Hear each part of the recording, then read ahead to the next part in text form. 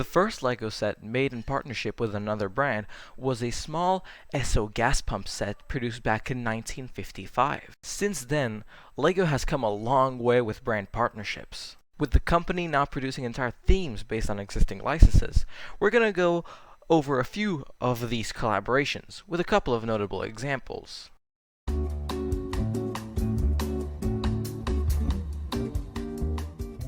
Let's start with the 1950s, an era that ushered in progress for LEGO, as it was the decade in which they introduced the famous brick system we all know and love today. As I said, LEGO started to make Esso products in 1955, a partnership that continued on to the following year. Then, LEGO produced VW products, another 2-year partnership. Collaborations with other companies remained pretty scarce up until 1961, when LEGO put out sets made in collaboration with Esso, Ford, and Mercedes. LEGO would produce similar sets from 1963 to 1965, with other brands added in. However, a landmark collaboration would arrive in 1966, when LEGO put out its first Shell-branded set. As any knowledgeable LEGO fan would know, Shell would go on to be one of the most prominent collaborators of LEGO. Although there were other collaborations during this time, such as the ones with Velveeta and Weetabix, their partnership with the old company would be one of the strongest. In fact, it stretched over nearly 50 years until it abruptly ended in 2014 after pressure from activist groups such as Greenpeace to cut ties with Shell due to all of its pollution. However, in the 48 years that Shell and LEGO collaborated, they put out numerous sets depicting petrol tankers, cars, and of course, gas stations/convenience stores. Around this time, LEGO also partnered with other brands such as Danone, Exxon, and Maersk, I don't know, the Blue Crate Shipping Company. But there was also a brief period of time from the early 80s to the late 90s in which LEGO collaborated with McDonald's to put out such products as this Duplo Polybag and whatever the hell this is. Oh, and also this promotional set depicting a McDonald's franchise. However, these collaborations would be tame compared to the move that LEGO would pull off next.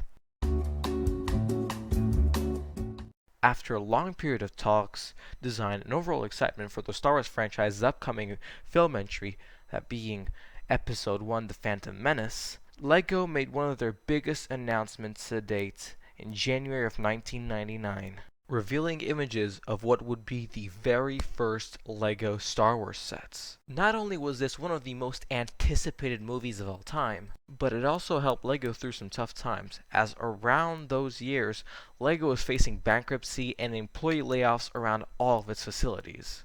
Given the overwhelming success of this theme, LEGO was then encouraged to do more sets based on existing licenses. Their next attempt at making a line of sets based on a pre-existing IP would be the Harry Potter sets in 2001, a theme that still exists today despite having had multiple year-long breaks between revivals. Other notable examples of licensed themes include the superhero themes for both Marvel and DC, Indiana Jones, The Prince of Persia, and the Pirates of the Caribbean. LEGO still does traditional brand collaborations, such as the Speed Champions theme, in which the cars of the sets heavily adorn the brands of said cars, as well as the official LEGO video games produced by TT, often in collaboration with the original IP owner.